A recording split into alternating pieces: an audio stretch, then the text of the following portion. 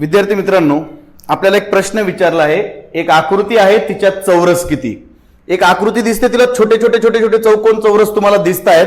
त्यात आता प्रश्न विचारलाय चौरस किती. चौरस म्हणजे ऑल साइड्स आर इक्वल, सगळ्या साइड्स त्याच्या सेम असतात. चौरस किती. तर बघा चौरस कसे मोजायचे. सगळ्यात पहिले तुम्ही आडवी आणि उभी नंबर्स द्यायचे आहेत सगळ्या चौकोनांना. या प्रकारे 1 2 3 4 5.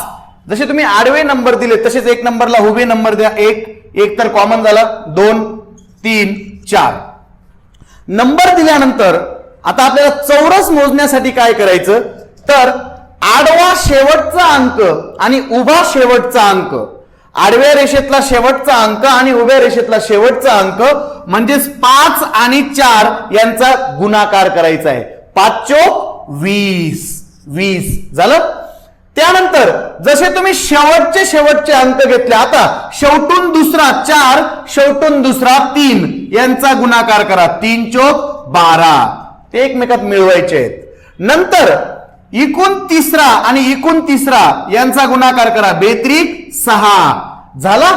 आणि आता उरलेला 1 आणि 2 यांच्यामध्ये जो मोठा आहे तो मोठा अंक मिळवायचा आहे, तो म्हणजे 2.